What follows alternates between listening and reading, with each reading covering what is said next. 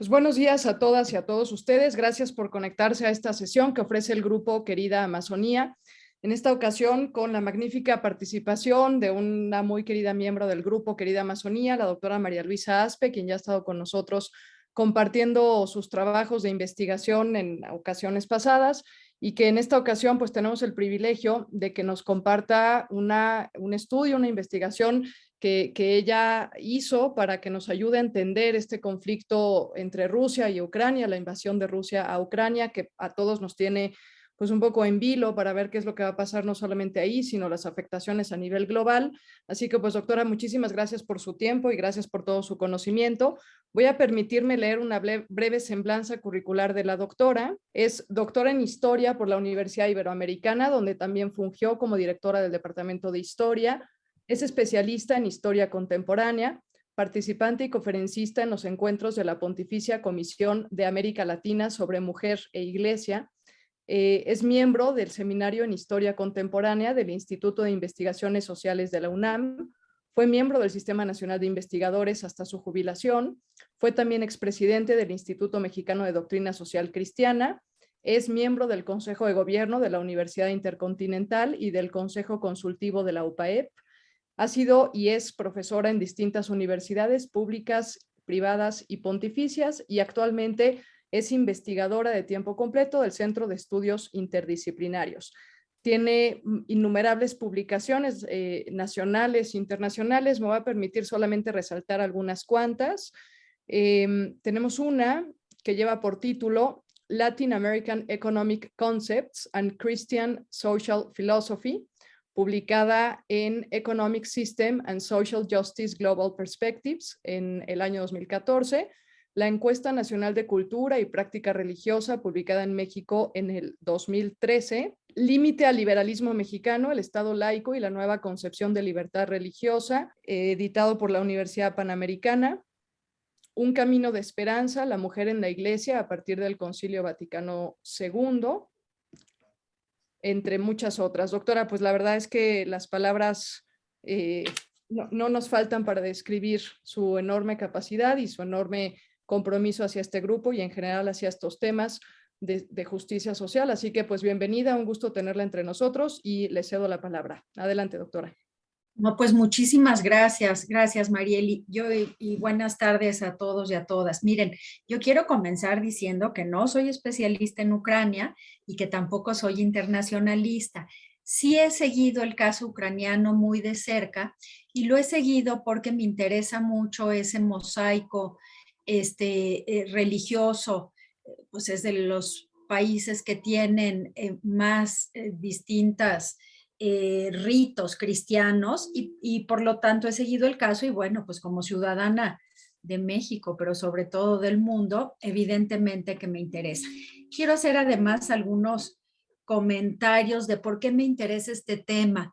Bueno, uno para salir de las explicaciones simplistas, ¿no? A mí, pues veo en muchos de mis alumnos y exalumnos, algunos de universidades públicas, ¿no?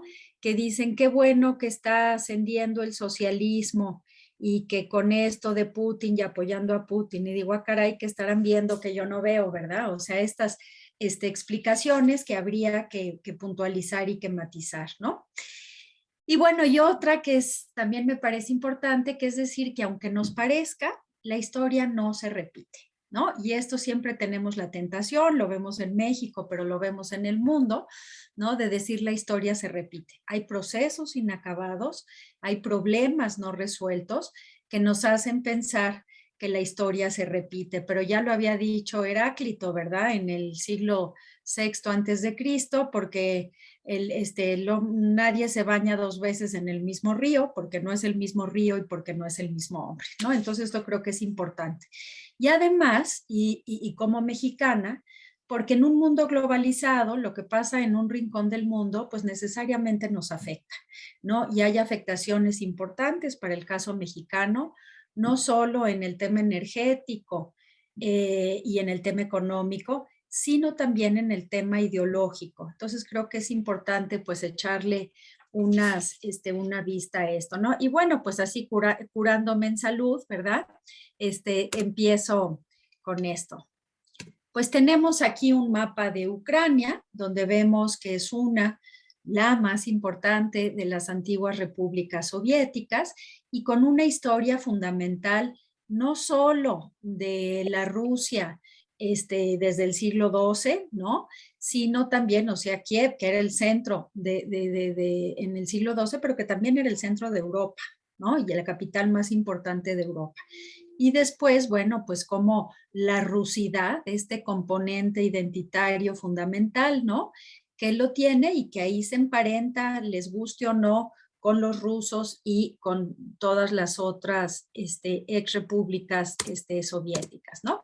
Bueno, aquí lo tenemos más claro en el caso de la frontera. Esta frontera, que fue la que le dio la justificación retórica, pero justificación al fin a Putin, para decir que este gobierno nazi, ¿no? Que estaba en Ucrania y que pues entraban a Ucrania para poder defender a estos pueblos sometidos, ¿no? Víctimas del genocidio ucraniano, que eran las provincias de Donetsk y de Luhansk. Hay que decir que en estas dos provincias está muy dividida la posición frente a Rusia. ¿Por qué?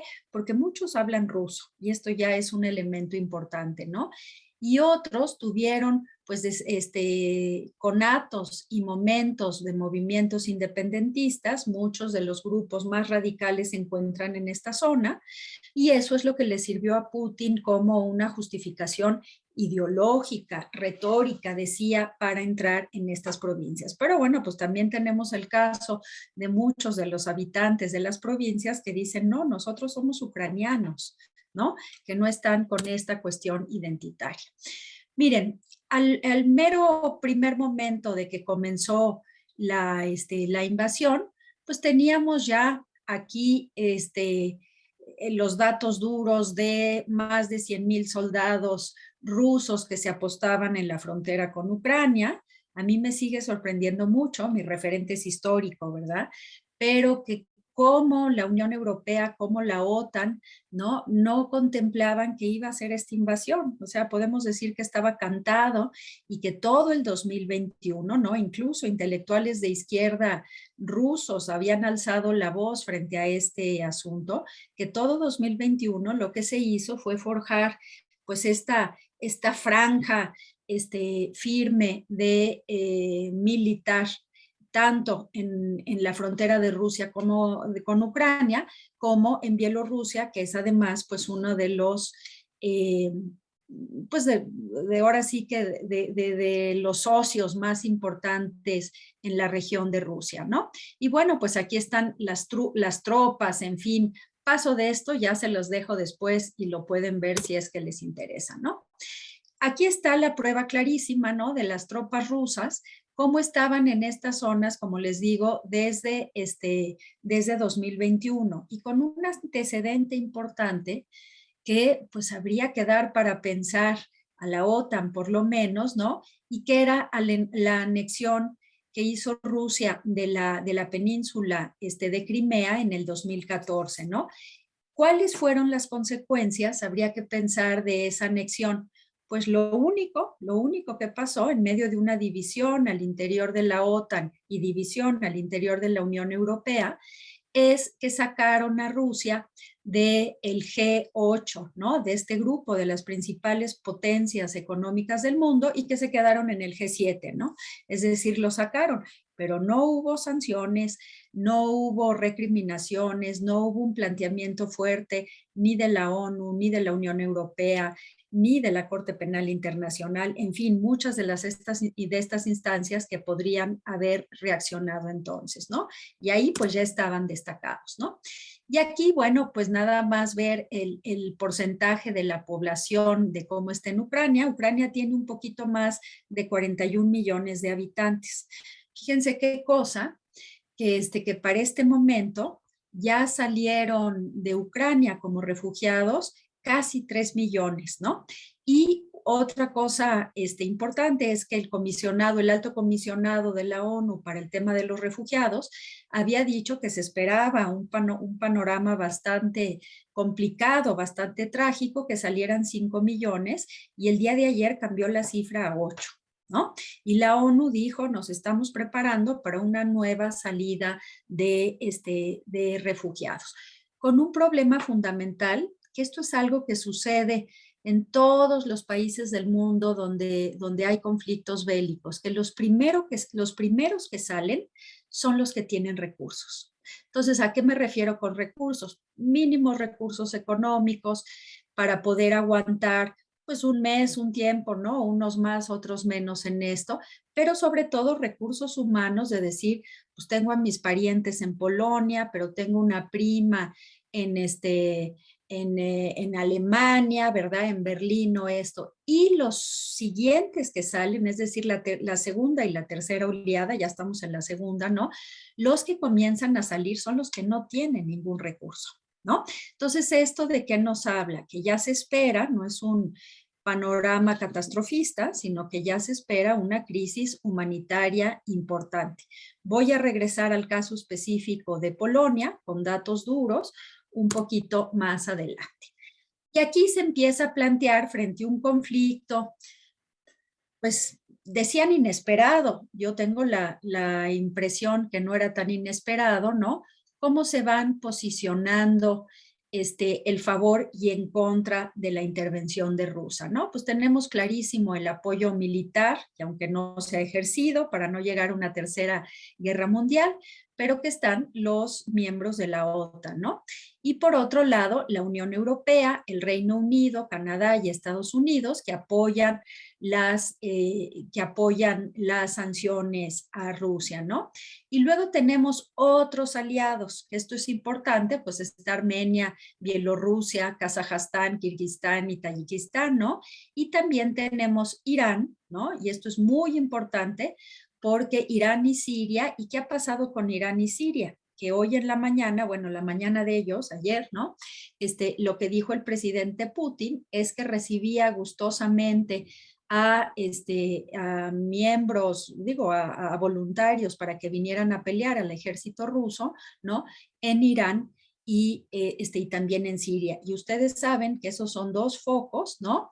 De lo que son, pues, los movimientos yihadistas, ISIS y los movimientos terroristas más importantes. Entonces, ahí lo deja con Putin, no sabemos si es una mera amenaza o que si esto se puede concretar, pero evidentemente que si se concreta, pues el conflicto va a tomar otra dimensión. Están también presentes países latinoamericanos, tenemos el caso de Cuba y el caso de Venezuela, Nicaragua se sumó un poquito después, ¿no? Y sin embargo, hay que decir que a la hora de que la Asamblea General de la ONU pidió el voto, ¿no? Para sancionar y sobre todo para estar en contra de la invasión, pues estos países se abstuvieron, ¿no? Como dicen, no hay loco que coma lumbre, ¿no? No estaba tan claro. Algunas notas históricas, voy a ir del presente a lo histórico y regresar. Ucrania es un estado soberano que después de muchísimo tiempo, desde que dejó de ser parte de la Unión Soviética, con el desmembramiento de la Unión Soviética en 1991, ¿no? Ha logrado tener un régimen político estable, que hay que decir que empezó en 2019, con este personaje, el presidente de Ucrania, ¿no? Que como ustedes saben, pues un actor, un cómico, además un actor de comedia, que tuvo un programa muy exitoso en la televisión, el más exitoso de la televisión, que se llamaba El Servidor del Pueblo, y que era la historia de un profesor de secundaria que se convertía en presidente de Ucrania, ¿no? Y lo curioso es que fue el equipo de producción, ¿no? El que le dijo, ¿y por qué no te lanzas a presidente? Si aquí tenemos títeres de Rusia, ¿no? Y entonces forma un partido político que se llamó como su programa, El Servidor del Pueblo, y de ahí pues ganó con un apabullante 73%. Imagínense lo que fue esto, ¿no? Muy criticado, más que nada ninguneado, ¿no? Con este término horrible mexicano que no tiene traducción en otras lenguas, ¿no? Muy ninguneado por los líderes internacionales, sobre todo por Putin, por Trump en su momento, ¿no? Pero que pues ha dado una prueba extraordinaria de ejemplo de esperanza, de resistencia y de resiliencia, ¿no? Y que lo ven ahorita pues como uno de los líderes fundamentales, con un elemento muy interesante. Como buen ucraniano, conocedor de la literatura y de la historia, y llegó, por ejemplo, al Parlamento británico y empezó a recitar unos, porque era, lo decía más que en prosa, en verso, ¿no? Uno de los discursos famosos de Churchill cuando la guerra, ¿no? El primer ministro, y empezó diciendo, resistiremos en las costas y en los ríos, resistiremos en las ciudades. Bueno, se pararon los parlamentarios, siempre peleados entre sí, ¿no? Con una ovación enorme. Miren, estamos viendo un asunto tan asimétrico en esta guerra de Rusia contra Ucrania que nos cuesta trabajo fijarnos en que Ucrania no es el patito feo de la historia. Ucrania es un gran país, ¿no? Cuenta con una superficie enorme, ¿no? La ciudad de Kiev, les digo, con esta tradición histórica enorme que es su capital, y tiene algunas de las cosas más importantes. Bueno, el idioma oficial de Ucrania es el ucraniano, y el cristianismo ortodoxo, la religión mayoritaria, aunque como les decía, hay otros, ¿no? La historia de Ucrania, pues tiene este punto en el 882, donde se establece la Rus, esto que se considera como la identidad, lo podíamos traducir como rusidad, ¿no? Y se convierte la Rus de Kiev en el estado más grande y poderoso, como les digo, que llega esto de toda Europa, ¿no? Después, pues lleguemos al siglo XVIII, ¿no? Con la gran expansión de Rusia, y tenemos ahí pues este territorio ucraniano ocupado por el Imperio Ruso, y con este momento que el nacionalismo y la identidad ucraniana recuerdan, y es decir, una Ucrania discriminada, una Ucrania que se quiso hacer desaparecer el ruteno, que era su lengua original, podemos decir que era el ucraniano antiguo, ¿no? Y donde se prohíbe la literatura, la música y las misas en ucraniano. Y aquí ya se ve que la religión es un factor fundamental de identidad y que ahorita está teniendo un efecto decisivo en lo que es la resistencia, ¿no? Entonces, bueno, pues vienen épocas complicadas, ¿no? Y pues Catalina la Grande en su expansionismo ruso, que ve con enorme nostalgia a Putin, por lo que podemos aventurar, ¿no? Pues tras la revolución bolchevique de 1917, dio lugar a la independencia de Ucrania, siéndose una república ucraniana socialista, ¿no? Y después de esto, pues se convierte en un reducto de la Unión Soviética, ¿no? Entonces fue una de las repúblicas fundadoras de la Unión Soviética, ¿no? Tenemos además que Ucrania se convierte en un estado independiente desde 1991, con el desmantelamiento de la Unión Soviética, y que desde entonces quiso entrar no solo a la Unión Europea, sino a la OTAN, ¿no? Era muy claro de decir, somos Europa, tenemos el gigante que nos acosa aquí enfrente y queremos ser parte de la Unión Europea primero y de la OTAN después. ¿Por qué no entró? Porque dentro de los estatutos de la OTAN, ¿no? Está este punto importante de que solo democracias consolidadas pueden hacerlo, ¿no? Que además que es un proceso largo. Y pues en el caso de Ucrania tenían presidentes que eran verdaderos autócratas, ¿no? Y que estaban, muchos de ellos, ¿no? No han habido tantos, ¿no? Pero como pues más o menos títeres de lo que era Rusia, ¿no? Entonces, desde entonces, fíjense, desde 1992 empieza su proceso que llama de descomunización y que es quitar todo esto que considera un pegoste, no algo propio, del comunismo soviético y encontrar un propio camino en una democracia representativa, ¿no?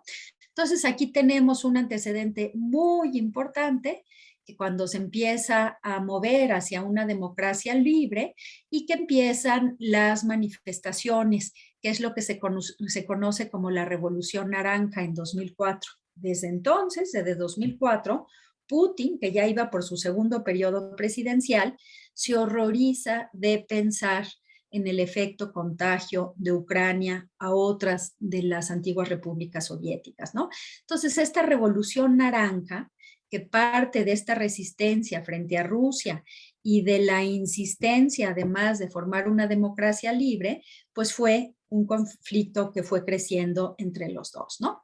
Entonces, hasta 2007 creció mucho económicamente, tuvo una crisis económica fuerte en 2008 y para 2013 se establece este personaje impresentable, ¿no? Víctor Yanukovych, que era un verdadero autócrata, pero que empezó a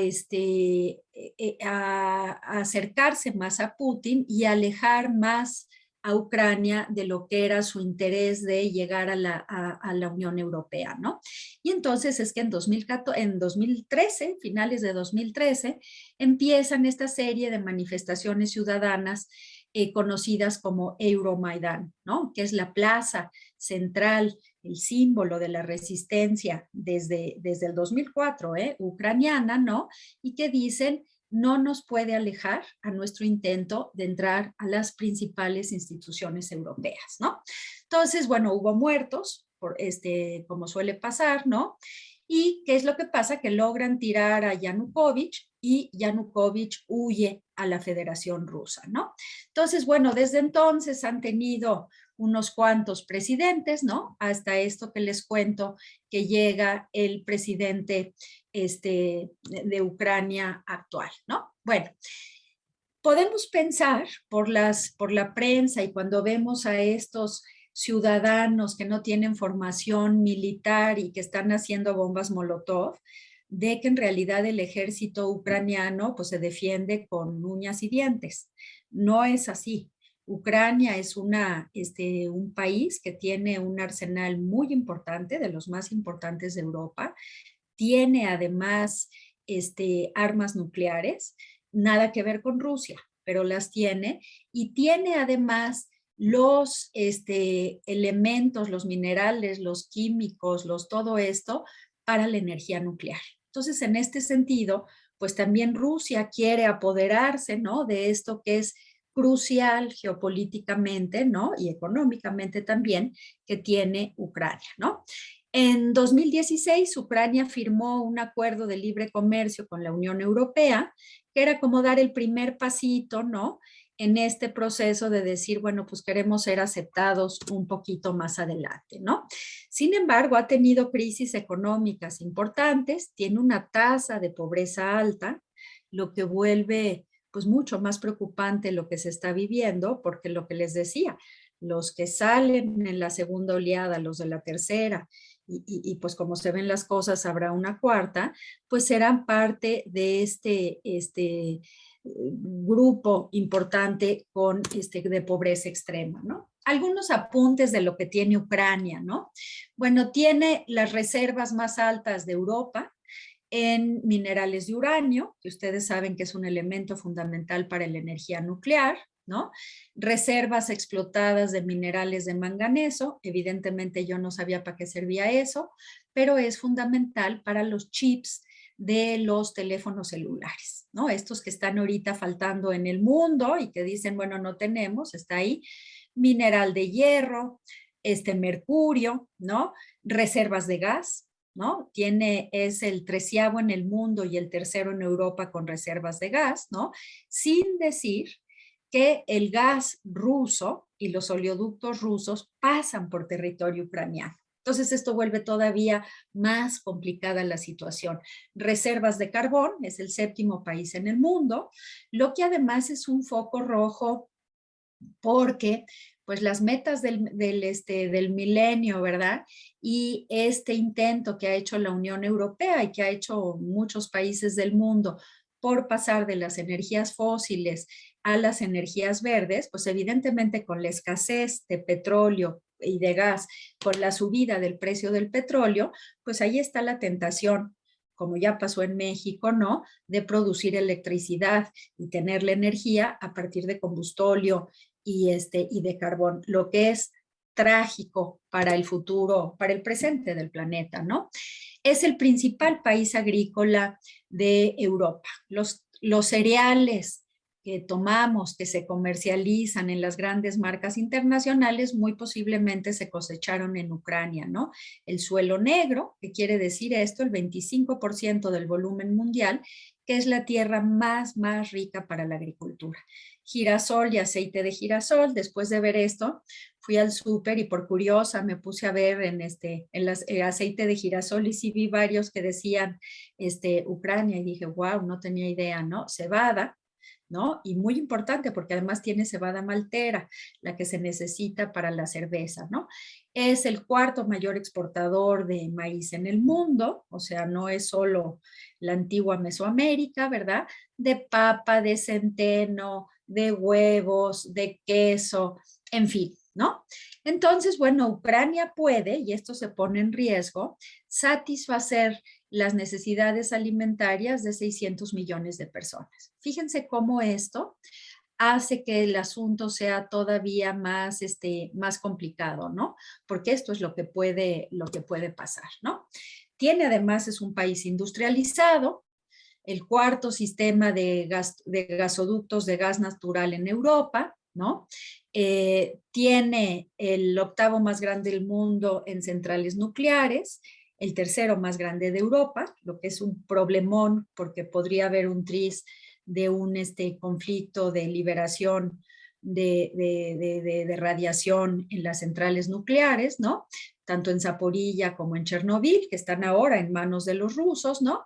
Y bueno, pues el cuarto mayor exportador de turbinas para centrales nucleares en el mundo, fabricante de lanzacohetes, o sea, no es el pobre, evidentemente que es trágico y es asimétrico y es terrible y es una tragedia humanitaria lo que está pasando, pero Ucrania no es el patito feo de la Europa, ¿no?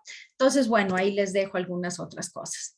Aquí hay que ver para hablar de qué pasa esto. Uno trata de meterse en la cabeza de Putin, yo digo mejor no, ¿verdad? Pero bueno, de decir, para Putin, ¿qué es esto? Y Putin lo dijo desde 1990, cuando él llega al poder pegándose a Yeltsin, ¿no? Y que le tocó la glasnost y la perestroika de Gorbachov. Y él lo que dijo es la mayor tragedia del siglo XX. ¿Y qué consideraba él como la mayor tragedia del siglo XX? El fin de la Unión Soviética, el desmembramiento de la Unión Soviética. Y antes que eso, ¿qué consideró él la peor tragedia? Cuando Lenin, con quien no podía verdaderamente, bueno, obviamente ya se había muerto, pero con quien no podía, ¿qué pasaba? Que dice que Lenin dividió lo que era la Gran Rusia después de la Revolución Bolchevique y hicieron repúblicas de esto. Putin tiene una mentalidad imperial. Y lo que hay que tener muy claro, hay elementos sobrados históricos para probar esta afirmación, ¿no? Y Putin tiene además esta idea de recuperar lo que era el paneslavismo, ¿no? Y por eso que necesita el expansionismo, da igual si es de Catalina la Grande o de Stalin, ¿no? Pero el expansionismo, ¿no? De Rusia, ¿no? Sobre sus antiguas posesiones, ¿no? Entonces, Solzhenitsyn, el gran autor ruso que padeció el Gulag y que estuvo en Siberia, ¿no? Y bueno, ¿qué decía Solzhenitsyn, no? Disolver el imperio y dar su independencia total a las 3 repúblicas del Báltico, a las del Cáucaso y a las de Asia Central y Moldavia. Pero lo que quería Solzhenitsyn no era la pulverización, lo que quería era liberarse, de que éstas se pudieran liberar del poder soviético, ¿no? Entonces, bueno, pues ahí está. Las últimas fechas, hasta el día de ayer, ¿qué podemos decir? Pues los avances en el sur. Muy importante cómo tomó control de la central nuclear de Zaporilla, que es la más grande de Europa, la 7ª en el mundo, y que tiene un problema enorme. Nosotros tendemos a pensar en los territorios en la geografía de nuestros pueblos, ¿no? Que son como grandísimas extensiones. O sea, los países europeos están apeñuscados, ¿no? Entonces, en ese sentido, pues pensemos que de aquí a Querétaro, ¿no? La central de Zaporilla, ya hay ciudades importantes que se podrían ver afectadas por una fuga de radiación, ¿no? Y bueno, pues esto es muy importante y hay un problema adicional que tanto en Chernobyl como en Zaporilla, como están ocupados por Rusia, no pueden comunicarse los administradores ucranianos con la central de energía nuclear, ¿no? de Ucrania, y entonces, pues eso hay un problema. Y otro problema enorme que tienen es que tenían electricidad para 2 días, y bueno, si se suspende el suministro de electricidad, es mucho más factible, como pasó en Chernobyl, ¿no? Que suba la posibilidad, no es una realidad, pero es una posibilidad de radiación, ¿no? Bueno, entonces se dieron las evacuaciones. Macron se dio a la tarea, el presidente de Francia, de poder negociar con Putin. Luego ya dijo en 3 ocasiones que Putin le vio la cara. Bueno, eso es lo que quiso decir, ¿no? Y bueno, pues gracias a su intervención se planteó lo que no se ha cumplido solo parcialmente, que sean los corredores humanitarios. ¿Para qué? Para poder sacar a los muertos que están en las calles, ¿no? Para poder sacar a los heridos y para poder sacar a la población que se quedó sin comida, sin electricidad, arrinconada, frente a este fuego terrible, ¿no? Y cuando se dieron esto de los corredores humanitarios, ¿no? Pues fue que se hizo este ataque quirúrgico, ¿no? A Mariupol, ¿no? Donde estaba además muy cerca del corredor humanitario, y que atacaron directamente a un hospital materno-infantil. Cosa que por supuesto dijo Putin ayer en la noche, hora de México, que eso fue un fake news, ¿no? Que fue un montaje de imágenes de Ucrania y que no es cierto, ¿no? Pero bueno, hay pruebas con los satélites europeos de que claro que es cierto y de que eso fue, ¿no? Entonces, miren, cuando uno ve, estas son todas las zonas, esto se actualiza cada 2 días, ¿no? Pero los que estamos viendo una guerra en tiempo real, cosa que no deja de sorprender, ¿no? ¿Dónde están las tropas en la frontera con Bielorrusia y en la frontera con Rusia? Y dices, ¿cómo han aguantado los ucranianos? ¿No? Porque Rusia ya podría haber tomado esto. ¿Y cómo han aguantado? Por estos 2 elementos, la resistencia y la resiliencia, ¿no? Cosa con la que al parecer no contaba Putin, ¿no? Y ahí está en este caso, ¿no? Miren, aquí está la central de Zaporilla, ¿no? Que es una ciudad además que tiene 800,000 habitantes, ¿no? Y miren cómo están alrededor 100 kilómetros, 210, 180, 90, ¿no? Tenemos Querétaro, Cuernavaca, Toluca, es decir, o sea, es un riesgo real, aunque ahorita la Comisión Europea de Energía Nuclear visitó la zona y ya vio que no hay fugas, ¿no? Y el ataque continúa, sobre todo con lanzacohetes, muchos de los cuales son producidos por la propia Ucrania, ¿no? Y que como vemos estas escenas y estas entrevistas en TikTok, ¿no? Muy breves, ¿no? Que dicen, nosotros no podemos contra los tanques rusos, pero sí podemos con lanzacohetes, tirarles a las llantas de las pipas que abastecen de combustible a los tanques rusos. Esto te da la idea, una especie de David y Goliat, ¿verdad? De la disparidad enorme que se da. Un tema, pues ya saben que son mis temas y no lo puedo dejar pasar, ¿no? Que es el aspecto religioso, que es bien interesante, que ha generado rivalidades en la historia ucraniana, pero que también ha generado una muy esperanzadora unidad, uno, para condenar lo que es la invasión y dos, para hacer las redes de soporte humanitario. Y aquí tenemos al obispo líder de los católicos en Bielorrusia, que no la tiene fácil, porque acuérdense que Bielorrusia es el principal socio de Rusia, ¿no? Y es el líder de los católicos y se ha pronunciado muy en el tono del Papa Francisco, ¿no?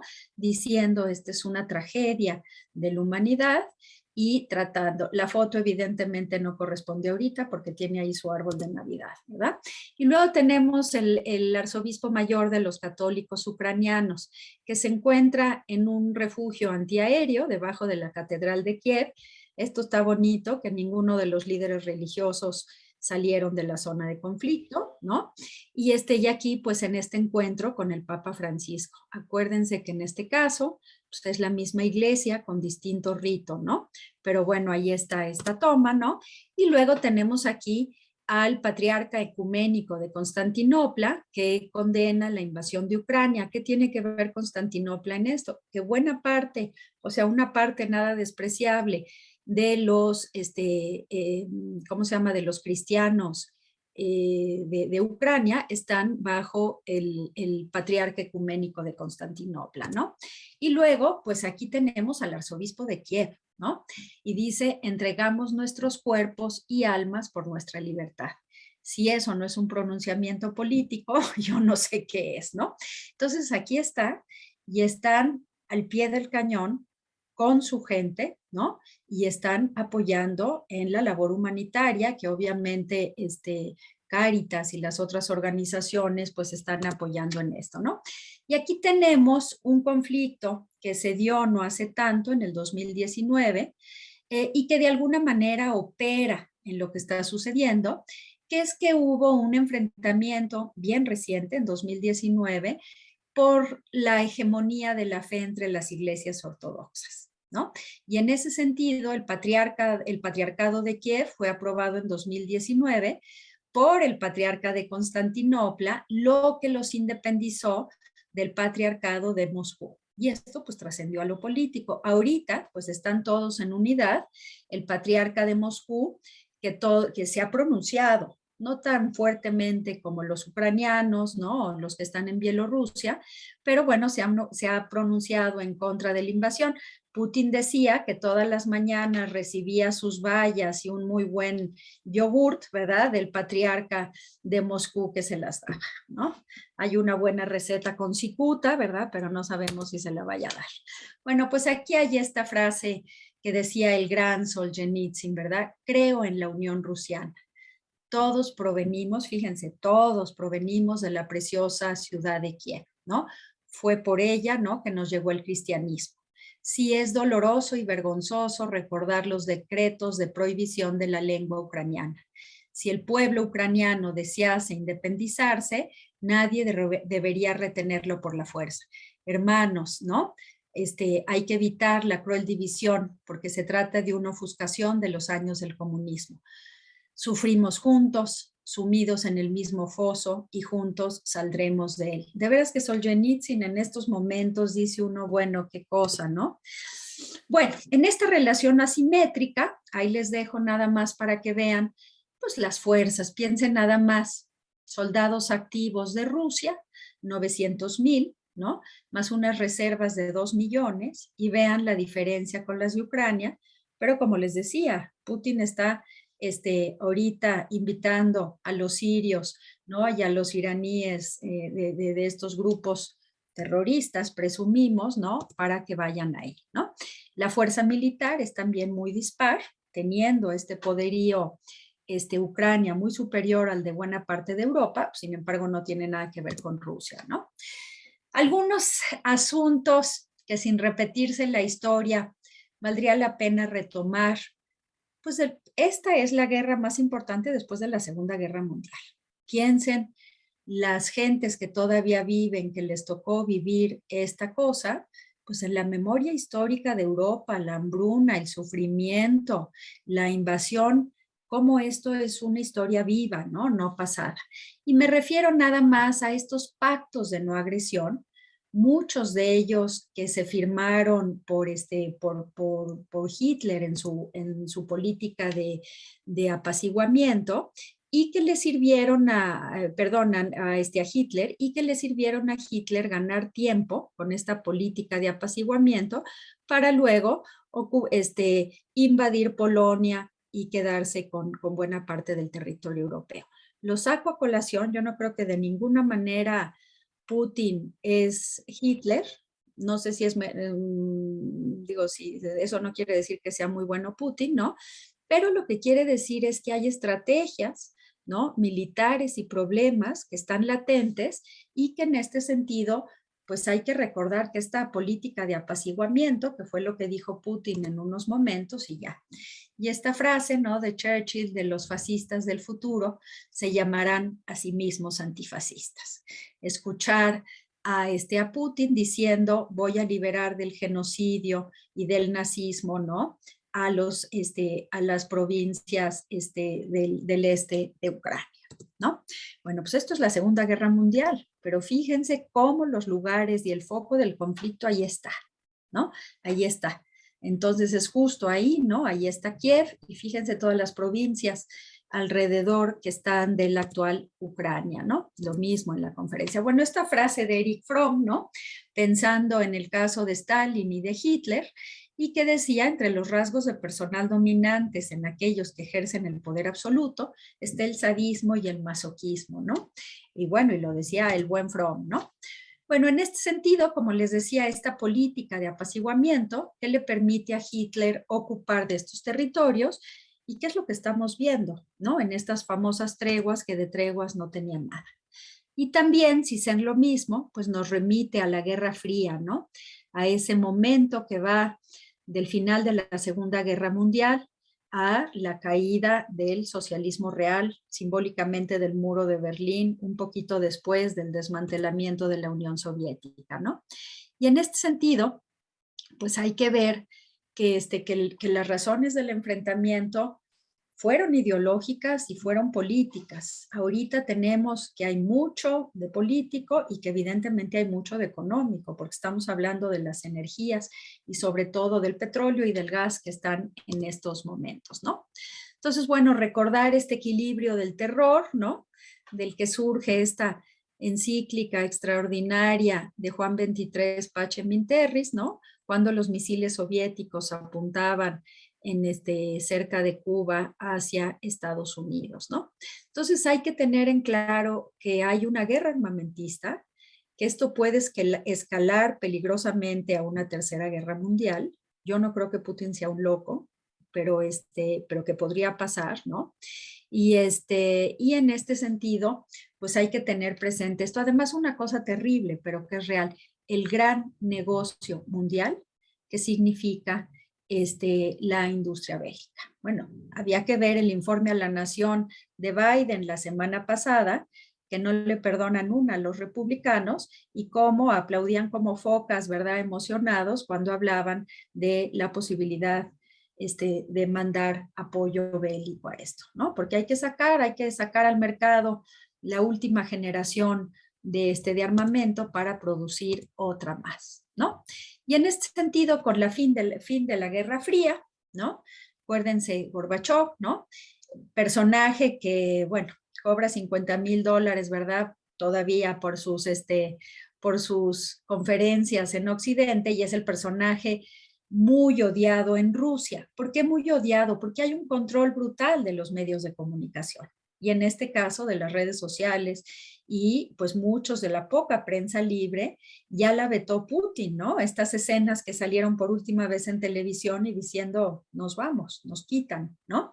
Entonces en este sentido, si hay un 60% de rusos, dicen los especialistas en estos temas, que están diciendo bien, vamos a volver a ser la gran Rusia, ¿no? Entonces tampoco es que esté en esto, ¿no? Bueno, protocolo de Minsk es el referente en el derecho internacional muy importante después de la invasión de Rusia a Ucrania y después de que se quedó a la mala con la península ucraniana en 2014, ¿no? Y pues este protocolo de Minsk pone el fin en el conflicto entre separatistas prorrusos y los ucranianos y queda claro en la ley, en el derecho internacional, que nunca iba a volver a atacar Ucrania. Para eso sirven para algunos, el derecho, ¿no? Miren, aquí nada más salpico un poquito de esto, de lo que es la producción y exportación de armamento en todo esto, ¿no? Aquí están los principales países productores y exportadores de armamento bélico, también de misiles, ¿no? Fíjense quiénes están ahí, ¿no? La neutral Suiza, la pacífica Canadá, la India, Estados Unidos, por supuesto, en primer lugar, ¿no? Entonces, yo no creo en las explicaciones unicausales, no creo en las teorías del complot, pero evidentemente que es una variable fundamental para tomar en cuenta la explicación en el conflicto. Miren la exportación de armamento, ¿no? Estados Unidos, Rusia y otros, ¿no? Yo no tenía idea que España fuera tal potencia de exportación de armamento bélico, ¿no? O sea, con este asunto, ¿no? Exportación de armamento de la Unión Europea. Entonces uno se queda pensando, ¿cómo pacificar desde la Unión Europea, ¿no? Que no dudo de que haya intenciones de hacerlo, sí, pero cuando está mediada la intención o la buena intención por la producción, exportación y el negocio enorme que implica el armamento para nutrir las guerras en el mundo, ¿no? Mira, aquí están en el caso, como les digo, Reino Unido, Francia, España, ¿no? Entonces, ahí están, ¿no? 15,000 millones de balas se producen cada año en el mundo, ¿no? Cuando la gente se está muriendo de hambre y cuando en muchos países no logran llegar al peldaño más bajo de la organización, de la ONU en materia de nutrición, ¿no? Aquí están los drones militares, quienes apuestan por ellos, ¿no? Y bueno, pues alguna nota sobre las organizaciones internacionales para ir cerrando. Hay que recordar que las organizaciones internacionales se crearon en el contexto del fin de la Segunda Guerra Mundial. Y la Sociedad de Naciones, que se crea con el fin de la guerra, y la creación, ya la institucionalización de la Organización de las Naciones Unidas, se creó para conjurar la posibilidad de una guerra en Europa y en el mundo, ¿no? O sea, de decir, como decían, la Segunda Guerra fue la última, ¿no? Entonces, ¿qué tenemos? Un contexto radicalmente distinto, donde la ONU pues se ve rebasada y se ha visto rebasada, ¿no? En sus atribuciones, en sus capacidades, en su capacidad de imponer sanciones a un mundo que es otra cosa, ¿no? Entonces ahí tenemos el problema. Les pongo el caso brevemente de lo que es el Consejo de Seguridad, de esta cosa que es más que de la historia del surrealismo, ¿verdad? Que cuando la ONU se pronuncia por la condena por proponer desde el Consejo de Seguridad a la Asamblea de las Naciones Unidas una sanción a la invasión y lo veta Rusia. O sea, dice, pero ¿cómo? Si Rusia es el país involucrado. Con todo lo errática de la política internacional mexicana, hay que decir, y de la diplomacia mexicana, que México lleva 30 años pidiendo que en el Consejo de Seguridad de la ONU no puedan ejercer su derecho a veto, son estos 5 de aquí arriba, los que están involucrados en el conflicto, porque implica lo que pasó, ser juez y parte, ¿no? Estados Unidos, China, Rusia, Reino Unido y Francia, ¿no? Entonces, bueno, pues ahí se ve los miembros permanentes y luego los que tienen, pues en este Consejo de Seguridad. Está bonito, pero esto se creó a partir de un mundo distinto.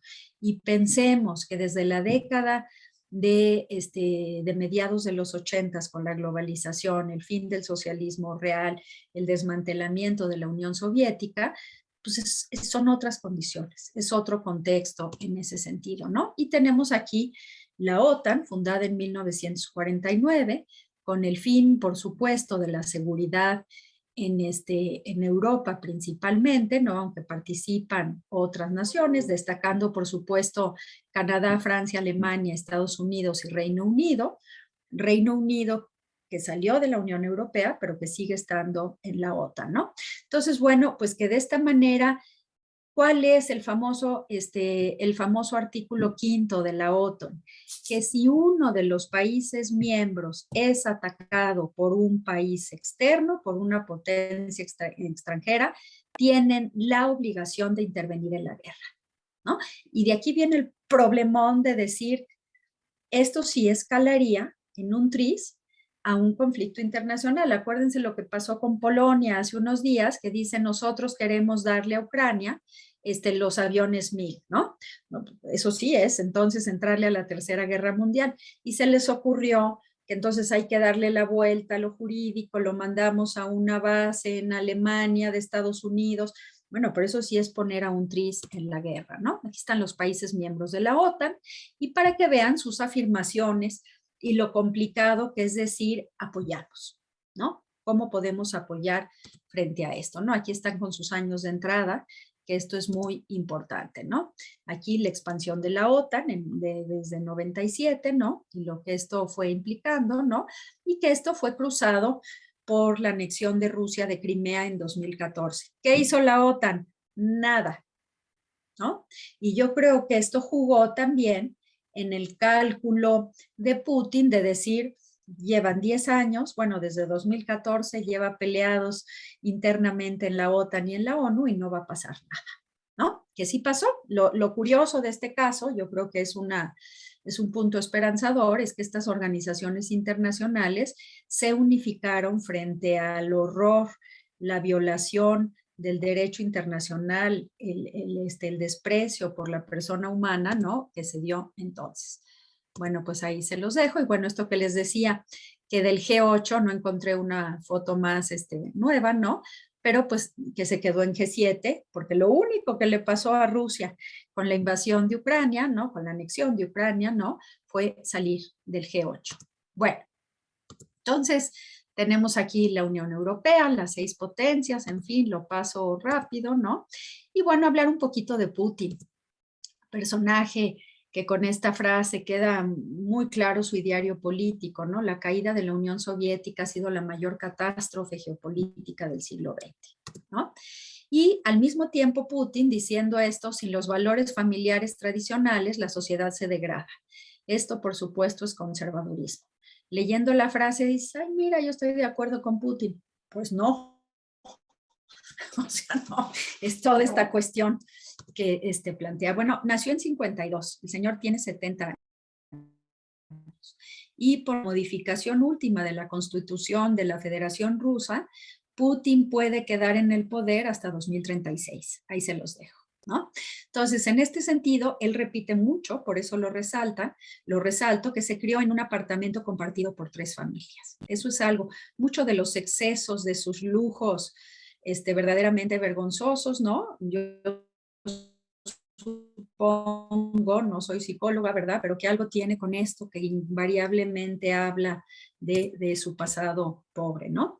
Estudió Derecho en la Universidad de San Petersburgo y entró a KGB en 1975. Fíjense, uno de los momentos álgidos de la Guerra Fría, y la KGB lo destinó al Comité de Seguridad de Estado y luego lo asignaron a Europa, obviamente a Europa Federal, ¿no? Y entonces en ese sentido, él fue un espía de Europa que le tocaba, fíjense qué cosa, controlar la lealtad de los diplomáticos soviéticos. Yo sustituiría el término lealtad por otro, ¿verdad? Pero eso es lo que le tocó.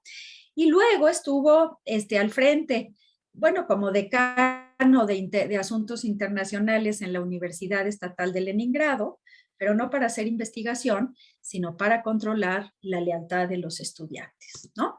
Y luego, pues su carrera política, que siempre fue un espía, ¿no? Pero fue alcalde de Moscú. Después, en 1996, ya que había caído la Unión Soviética, empezó a acercarse a personajes y a hacerse amigo de estos oligarcas muy ricos que se hicieron ricos a partir del desmantelamiento de la URSS, ¿no? Mucho más de la mafia rusa, hay que decirlo, ¿no? Eso está probadísimo, ¿no? Y entonces lo que hace es, pues, desata la guerra en Ucrania, en fin, ¿no? Y luego, pues, sube como candidato a la presidencia en las elecciones del 2000, con con muchísimo aceptación. Luego vuelve a subir en 2004 y luego ya no se puede un tercer periodo, entonces logra poner a un títere, ¿no? Para que quedara aquí, modificar la constitución y que el títere lo dejara para un tercer periodo, ¿no? Hubo un crecimiento económico muy importante para un pueblo sumido, acuérdense, en las hambrunas. Entonces es un pueblo de veras sufrido en toda su historia, ¿no? Y bueno, pues su última elección fue con 71.31% de los votos. poquito menos de lo que logró ser, ¿no? Entonces, bueno, pues hay Putin desde el punto de vista constitucional para el 2036, decisiva para imponer, quitar, en fin, ¿no? Entonces, bueno, ¿cuáles serán los planes de Putin? Bueno, no los sabemos, ¿no? Aquí me gustó mucho Oscar Arias, Premio Nobel de la Paz, que fue fundamental en la paz en Centroamérica, ¿no? Y hace un poco lo que yo les planteaba de decir, cuidado, recordemos la política del apaciguamiento de Hitler, que se la creyó Chamberlain que iba a hacer y que ahí salió Churchill y dijo, no va a apaciguar nada, ¿no? Que fue el único que lo supo ver en ese momento, ¿no? Entonces, desde que llegó al poder, ¿qué ha hecho Putin? Porque esto es muy importante. Uno, radicalmente y mejorar al ejército ruso. O sea, el ejército ruso era una hoja de lata vieja con el fin de la Unión Soviética. Y lo que hizo Putin es convertirla en una verdadera potencia nuclear. Y una cosa muy importante, es el país en el mundo que tiene más misiles, 6,000 cabezas nucleares. O sea, con eso, pues ahí acabamos todos, ¿no? Y por otro lado, en 2018, modificó, modernizó, incluso con armas también compradas a Estados Unidos, todo su arsenal nuclear y su arsenal bélico, ¿no? Entonces, ahí tiene. Putin es, como dicen, la venganza es un plato que se come frío, ¿no? Ha ido poco a poco en este sentido, ¿no? Y pues bueno, él es enemigo de la OTAN y sabe que puede ser el efecto dominó si Ucrania sale con vida de esto, si llegan a aceptar a Ucrania en la OTAN y que luego pues van a hacer que las antiguas repúblicas entren también, ¿no? Y que se acabó el sueño del paneslavismo de ahí en adelante, ¿no?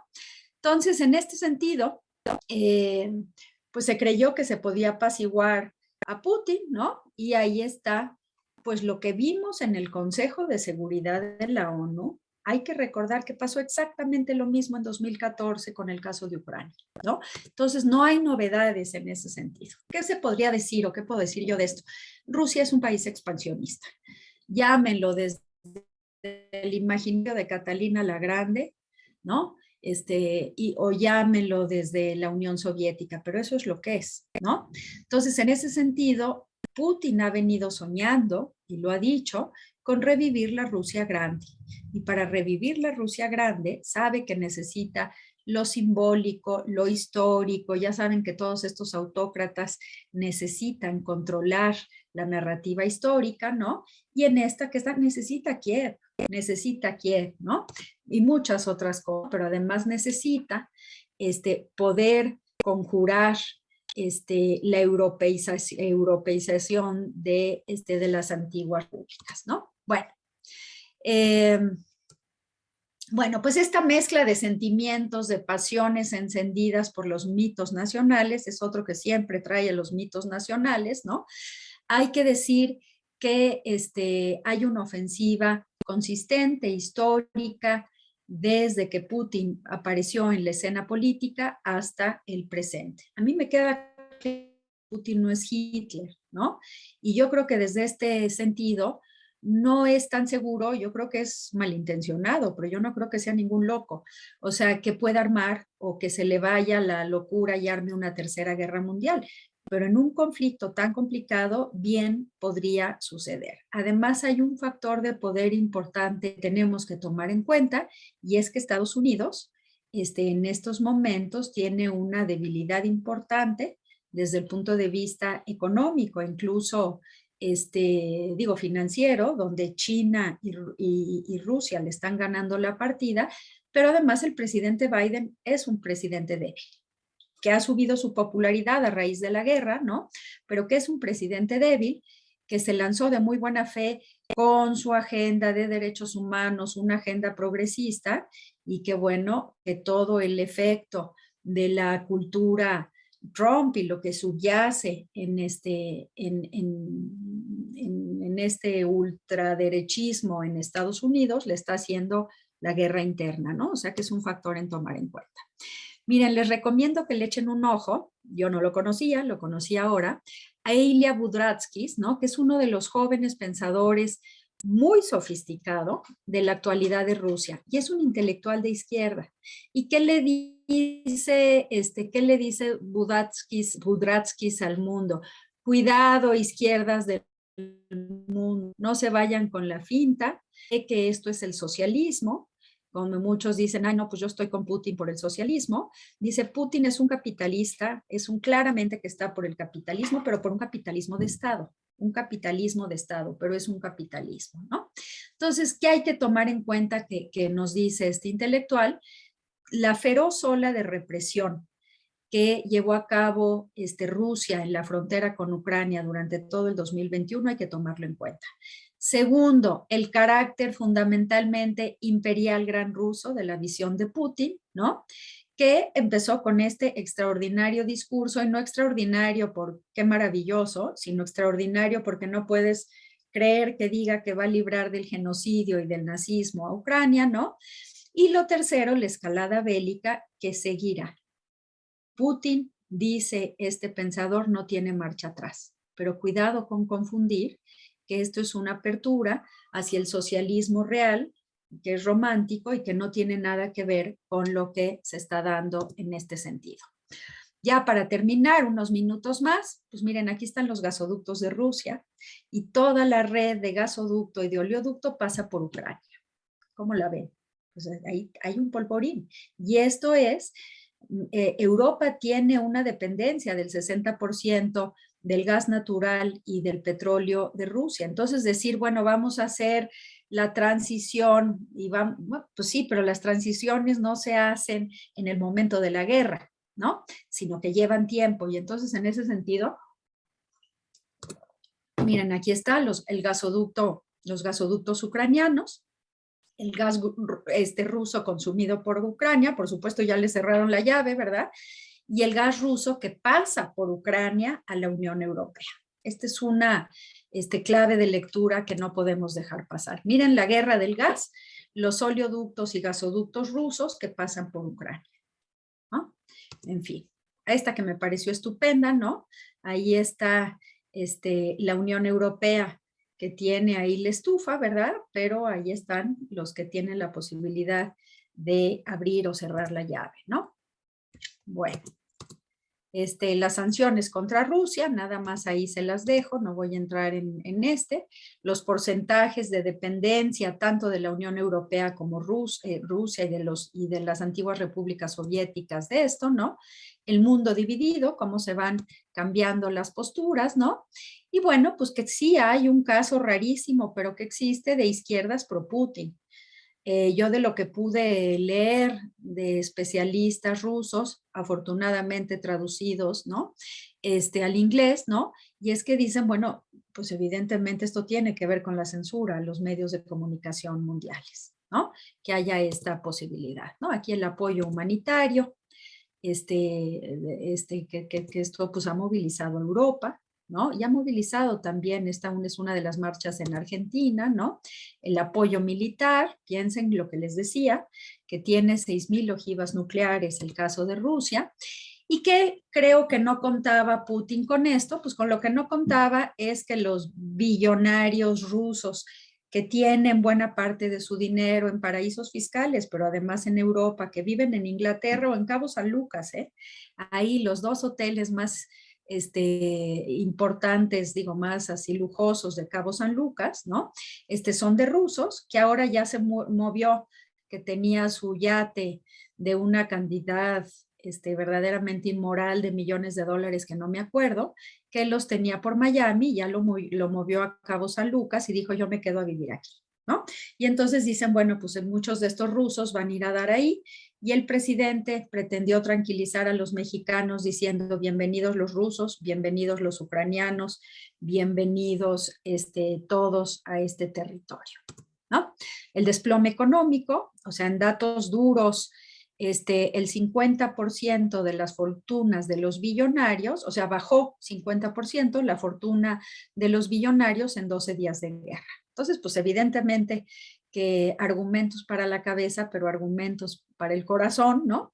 Y bueno, pues las declaraciones de los billonarios rusos de antología, porque decían la guerra contra los ucranianos, nuestros hermanos, pues sí, pero es que se quedaron la mitad de ricos en ese tiempo, ¿no?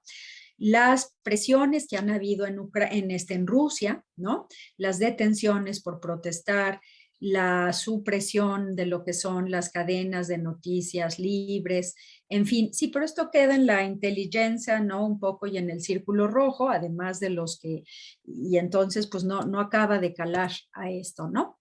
Hay un éxodo muy importante de rusos, sí, pero de rusos ricos, ¿no? Que dicen vámonos a otro lado, ¿no?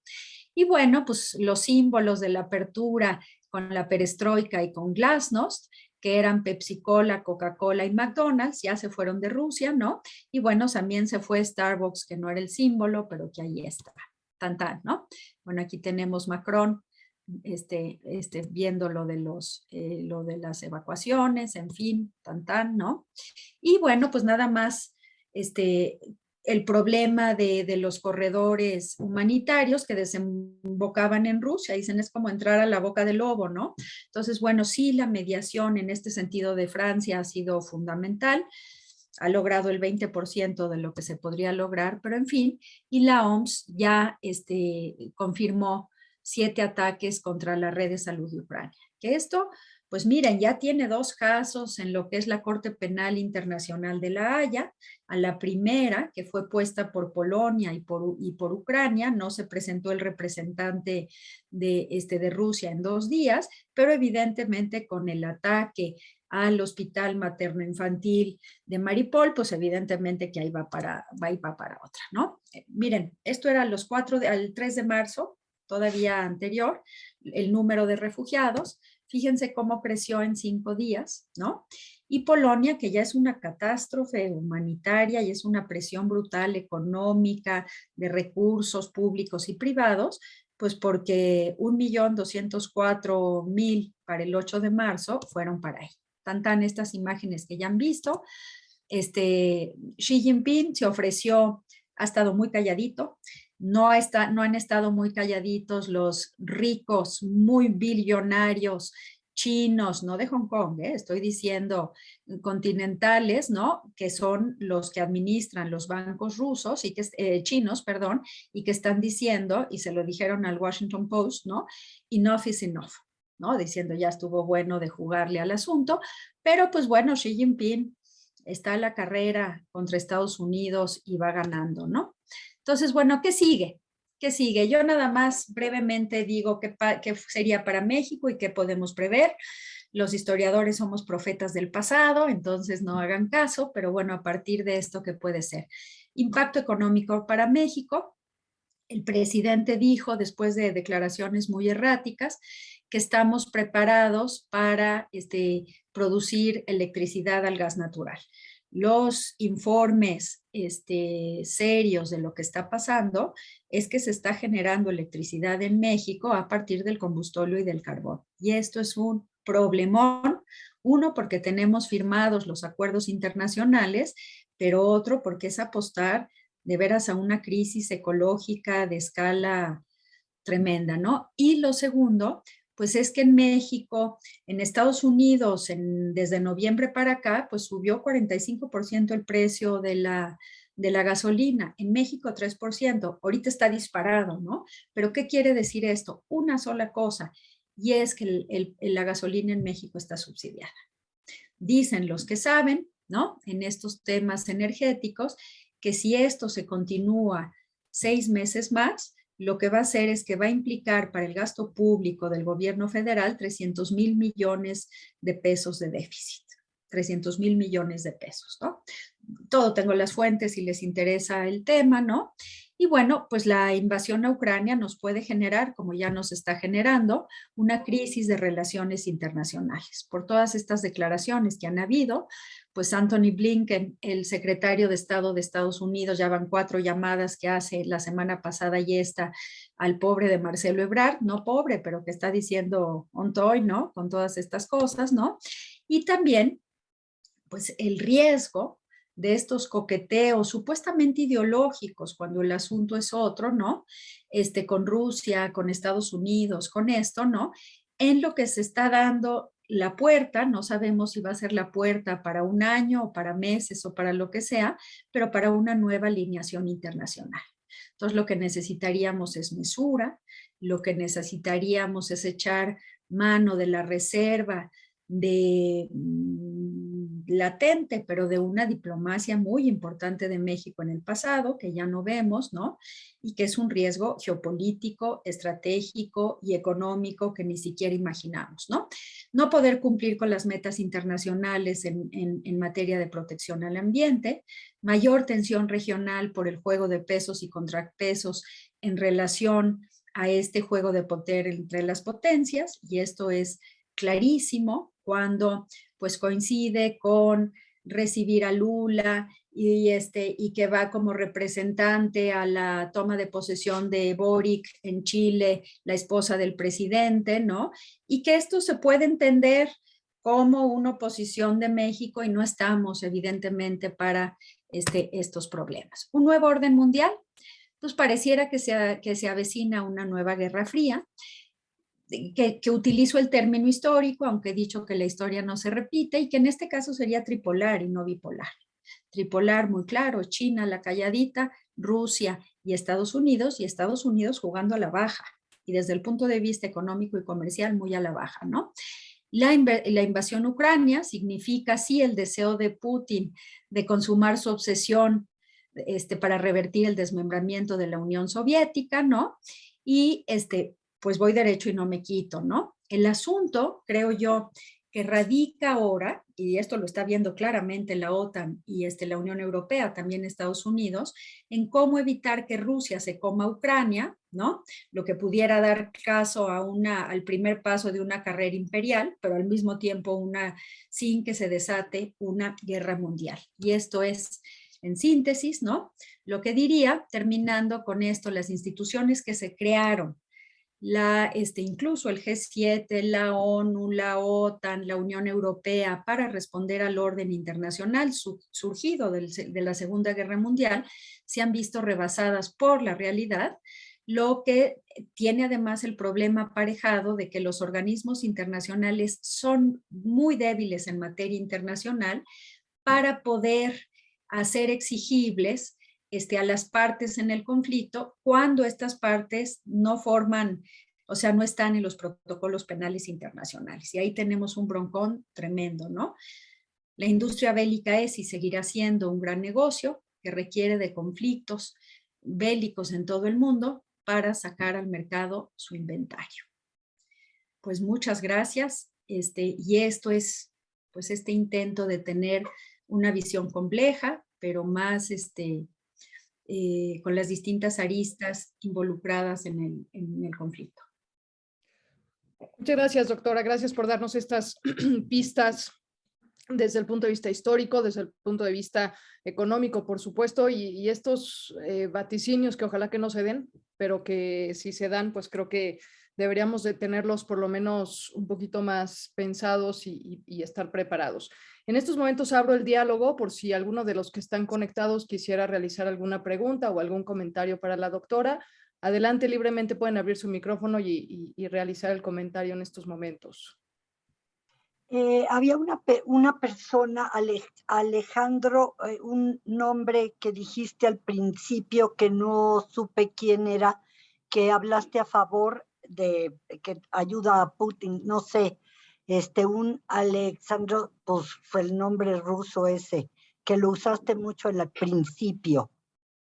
Pero no era de lo de la referencia de Solzhenitsyn, Alexander Solzhenitsyn. Ese.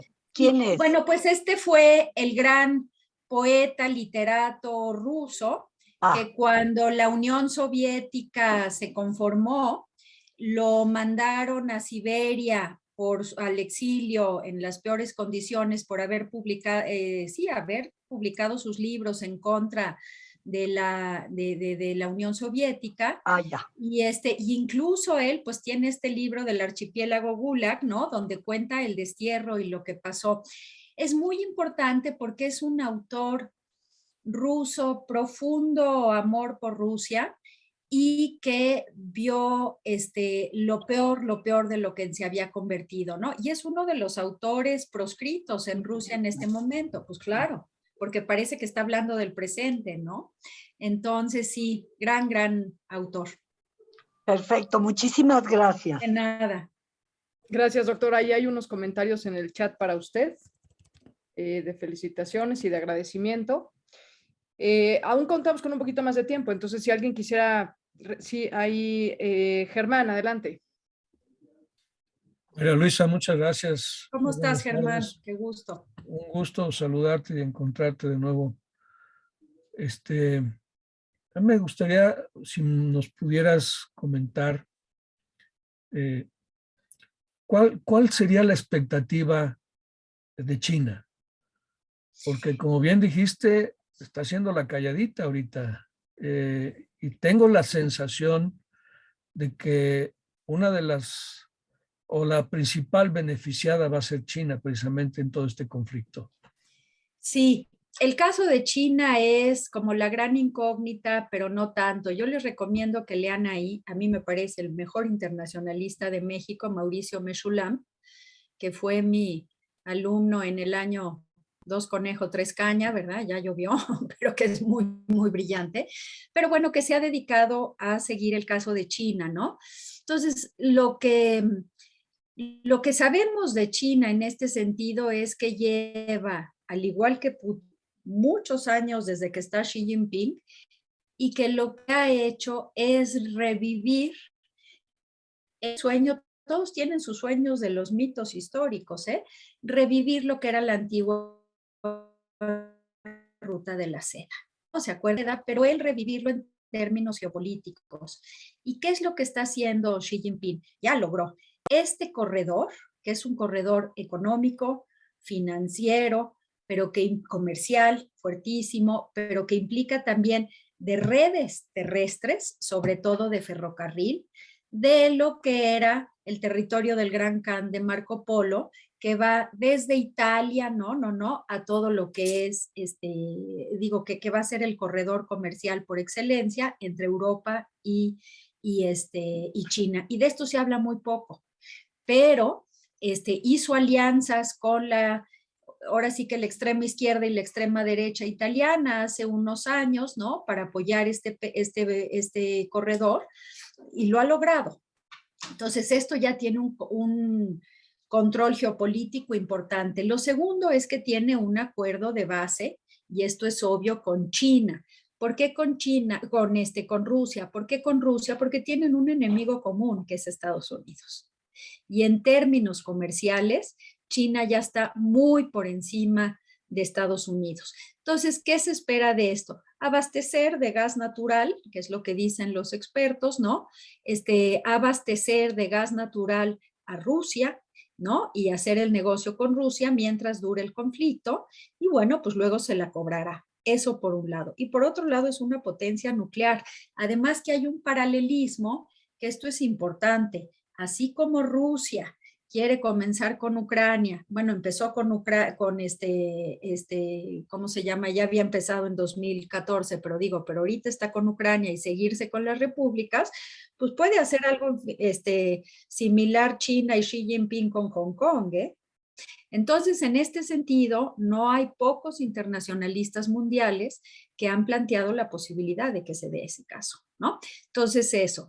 1, el poderío económico comercial. 2, el poderío militar. Y 3, ganarle el mercado, o sea, auténticamente ganarle el mercado a Estados Unidos en el momento de la debilidad y de la mayor confrontación interna de Estados Unidos, ¿no? Yo sí creo que hay un acuerdo de base entre los dos, y que por eso ha estado callado. O sea, cuando dijo yo puedo mediar entre las partes, dices, bueno, pues pones a ahora sí que al violador de nano de tus hijos, ¿verdad? O sea, dices, pues, ¿qué es eso, no? Pero bueno, no ha abierto la boca. Y es muy interesante que los que han abierto la boca son los, como les decía, los administradores de los bancos públicos en China. ¿Qué quiere decir esto de enough is enough? Subirle el precio a China del apoyo a Rusia. O sea, ahí tenemos a dos personajes que van derecho y no se quitan y que están, pues que esto trágicamente, pero que les da una posición de poderío que no tenían tan claramente antes. Yo creo que aquí lo que no tomaban en cuenta es que se uniera verdaderamente la unidad de Europa, ¿no? Esta variable y la unidad de la OTAN que se habían peleado todo el tiempo, ¿no? Yo creo que por ahí va. Gracias, doctora. Gracias, Germán. No sé si hubiera alguna otra intervención. Sí, Odra, adelante. ¿Qué tal, doctora? Pues muchas gracias por la plática. La verdad que muy interesante. Y bueno, es una pregunta ahora sí con una duda genuina, es decir, no tengo elementos como para fundamentarla, pero al observar esta diáspora, o bueno, este desplazamiento de tanta gente de Ucrania, ¿hasta dónde podríamos pensar, insisto, sin tener los elementos para poder justificarlo, que puede ser paradójicamente como parte de la estrategia de Putin de desplazar la población ucrania, ¿no? Porque pues finalmente a lo que le interesa es el territorio, ¿no? Y lo único que pudiera apuntar como para fundamentar esto es todo el proceso de rusificación que hubo durante la Unión Soviética, donde, bueno, pues se desplazó población rusa para ocupar estos territorios y que a hoy por hoy es parte de lo complejo que es este conflicto, ¿no? Porque aún dentro de territorio ruso, pues está la parte de los territorios separatistas, gente pues con lazos totalmente genuinos y latentes pues con parte de Rusia, ¿no? Entonces, ¿qué tanto puede ser paradójicamente como parte de las expectativas de Putin este desplazamiento de población, que además es de verdad fuera así de toda proporción? Yo creo que es plausible. O sea, se ve que puede ser esto con un problema que se tiene en Europa. Acuérdense que de los pocos problemas en la Unión Europea y una mujer de enorme prestigio como Angela Merkel, ¿no? Fue en el asunto de los refugiados, ¿no? Porque hay un sentir en la Unión Europea y en la OTAN de ya párenle con los refugiados. Sin embargo, hay de refugiados a refugiados, es decir, los refugiados, sobre todo con una memoria presente en Europa del fin de la Segunda Guerra Mundial y de los refugiados, que sale esta cosa bonita de la solidaridad en momentos trágicos, ¿no? Lo que no pasa con los del norte de África o no pasa con los árabes, hay que ver la resistencia que tienen en Europa para aceptarlos y lo que les choca el Papa Francisco llamando a eso. Pero ahí está el factor de lo que dices, que bien puede ser, pero que además es el factor tiempo. O sea, ahorita están abriendo los brazos, pero yo quisiera saber en 8 meses, cuando compitan por las fuentes de trabajo de las ciudades pequeñas, cuando no solo tiene que haber gasto público, sino gasto privado que se mete en este asunto, cuando mucho de la solidaridad que se ha llevado a cabo, estas cosas impresionantes, de ofrezco una cama durante 4 semanas, ¿no? Que dices, wow, qué bonito, ¿no? Pero que no es sostenible en el tiempo, no es sostenible en el tiempo, ¿no? Entonces, que van a tener que entrar los fondos de reserva, como ya salieron de la Reserva Federal de Estados Unidos, como ya salieron del Banco Mundial, como ya salieron de la Unión Europea, sí, pero estos son te saltas los trámites por la emergencia, pero no es una situación sostenible. Entonces yo creo que este es un asunto muy preocupante y que puede ser una estrategia de Putin, te trueno a base de sacar los migrantes, ¿no? Y como decía, cada vez migrantes con menos, refugiados, perdón, con menos recursos, sí, yo no lo descartaría, ¿no? Pero además iba a ser para Europa un problemón, porque dicen, bueno, vamos a recibir ucranianos en México, los argentinos que dijeron, pues sí, pero obviamente esto tiene que ver con que se van a quedar en Europa, ¿no? La mayoría de ellos, sí, sin duda. En el tema ideológico, yo luego se los mando con Marieli para quien le interese, pero sí está muy interesante leer, no oír, pero leer a los intelectuales jóvenes rusos y ucranianos. Me parece un trabajo fascinante. A mí, Pablo Mijangos, por él pude llegar a leerlos y de veras que es muy interesante porque desmitifican ¿no? Este asunto de lo que sería la izquierda, siendo de izquierda todos, pero desmitifican esta situación y decir, bueno, a ver hacia dónde, ¿no? Que sí, que no. Y por otro lado, pues tienen muchísimos puntos en común, que además dicen algo que a mí me parece muy importante y que es, hay que construir una izquierda moderna. Yo creo que todos perdemos, bueno, esa es mi convicción, sin contar con un espectro de izquierda moderno, democrático, ¿no? Y creo que esa es la gran llamada de atención de ellos y obviamente a no confundir esto con decir que bueno, el socialismo real ya regresó con Putin, ¿verdad? De que dices, bueno, ni por dónde. Muchas gracias, doctora. Pues sí, vamos a agradecer mucho esos textos y ciertamente, bueno, si puede compartir la presentación también. De todas formas, sí, claro. Está quedando grabada la sesión, así que... Sí, ahorita te la mando, sí. Sí, gracias, doctora. En cuanto se descargue, pues ya la compartiremos con el grupo. Y de todas formas, cualquier duda o algo, no sé, doctora, si nos pudiera compartir algún correo donde la pudieran localizar. Sí, claro que sí. Por supuesto, mis datos los tienen con muchísimo gusto. Bien, yo se los comparto entonces. Gracias, doctora. Déjeme proyectar un pequeño reconocimiento que ya le haremos llegar también vía correo electrónico. Pues bueno, usted creo que ya se la sabe porque nos ha acompañado en muchas ocasiones, pero en nombre del grupo Querida Amazonía, del grupo interdisciplinario Querida Amazonía, se extiende el presente reconocimiento a la doctora María Luisa Aspe Armela por su destacada participación compartiendo el tema Ucrania, Historia y Actualidad en el marco de nuestro seminario itinerante Huixquilucan, Estado de México, a 11 de marzo. Pues muchísimas gracias nuevamente, doctora. Gracias a todos los que estuvieron conectados y gracias por estas aportaciones que esperemos que no se vuelvan una realidad en los próximos días. Gracias, muy buenas tardes. Pues muchas gracias, saludos a todos. Ahorita te los mando. Sí, gracias. Muchas gracias. Gracias Gusto saludarte, María Luisa. Igualmente, nos vemos, bye. Hasta luego.